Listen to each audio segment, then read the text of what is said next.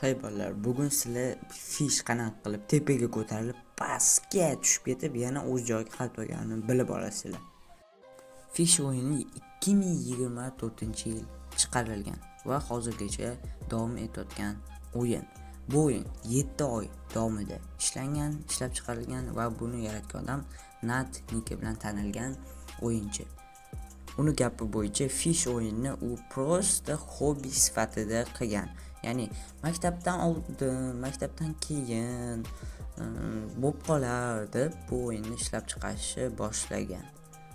O'yinchining aytishi bo'yicha u boshida umuman bu o'yinni qo'yish xohlamagan, lekin u hamma narsani o'ylab chiqib va qancha vaqt ketganini bilib, o'ylab chiqargan.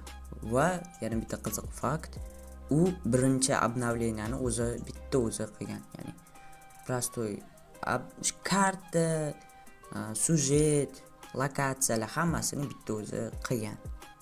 Fish o'yinini asosiy maqsadi baliq ovlash va bu unaqa o'yin yaratgani sababi u bunday davlat, ya'ni Kanadada tug'ilgani uchun sabab bo'lgan va davlatni baliq ovlashadi, kelinglar baliq haqida o'yin Robloxda qilib ko'raman deb Robloxda baliq haqida o'yin yaratgan.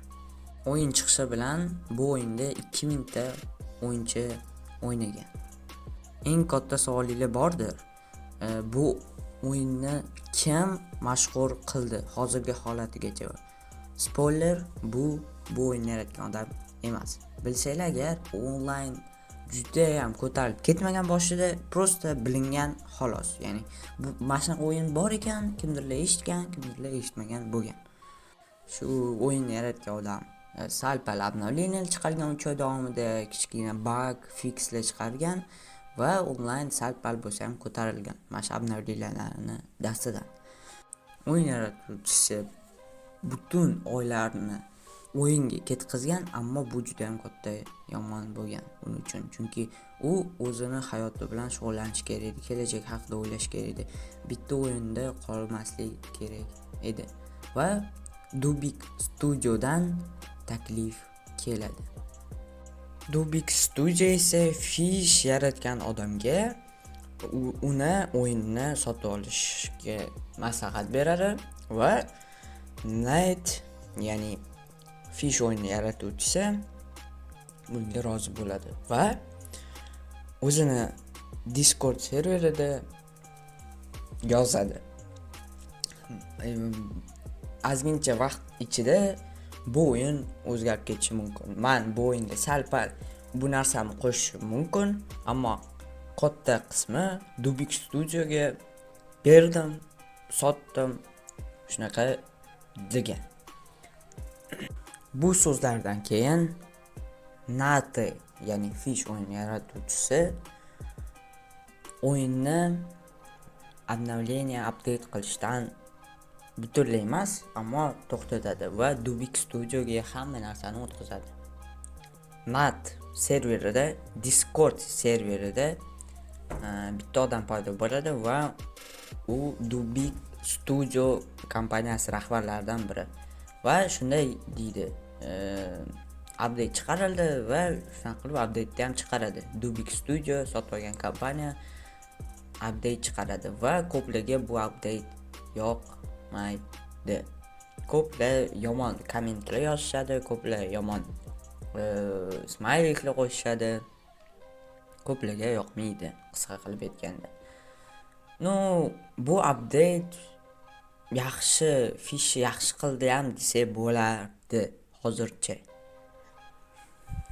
7 kun, bir haftaning ichida ular o'sha kattakon update qiladi. Dubik Studio juda katta update qo'shadi. Har xil narsalar, baliq ovlash, kuchaytirish, balobattar, tablitsa, bu va eng katta narsalardan biri anti-cheat.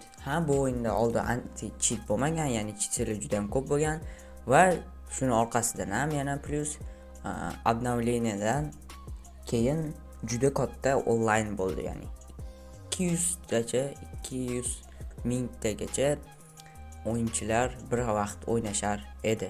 Keyingi update ko'tarildi va juda katta onlayn judayam katta onlayn, juda katta e'tibor o'yinlar tomonidan o'yinchilar nomidan bildirildi. Va mana shunday onlayndan keyin o'yinga donatlar juda ham ko'p qo'shishadi va onlayn juda ham tushib ketadi fishda. Nimaga deysizmi? Chunki Dubik Studio bu o'yinni juda ham qiynab yuborishdi, juda ham katta e'tibor berib yuborishdi. Shuning uchun bu o'yin onlayni juda ham tushib boshladi. Tushib o'yinchilar yanada kamroq bo'lishni boshladi. Shunaqa qilib fish o'yinida juda ham kam onlayn bo'lib ketdi. Bunga nima aybdor? Ko'plar aytishadiki, bular cheaterlar va yana cheaterlar. Robloxda cheaterlar ko'p bu o'yinga o'xshab, ammo unday emas. Dead Rails o'yini. Bu o'yin juda ham katta hype olib ketdi, ya'ni fish o'zini auditoriyasini yig'ib o'tgan paytida kelib boshqa o'yin tiqildida mashhur va fish o'yinini chekkaga surib qo'ydi. Shuning uchun ham fishga e'tibor oxirgacha yig'ilmadi. Ammo hozir onlayn normalniy turibdi. Ikkalasida ham. Chunki nima chiqdi? Chunki Grow va Garden chiqdi. Grow va Garden ikkalasida ham sindirib yubordi. Va o'sha ikkita o'yinda ham hozir o'zini kichkinagina auditoriyasi bor. O'ynaydigan odamlar baliq ovlab. Ikkinchi Dead Rails o'yinda ham o'zini auditoriyasi bor. U yerda har xil narsalar qilishlar kerak, ko'p tushuntirish kerak emas. Va uning ustiga Stella Brain Road yaqinda chiqdi. Yaqinda emas, endi o'sha vaqt chiqdi. Va o'sha vaqtda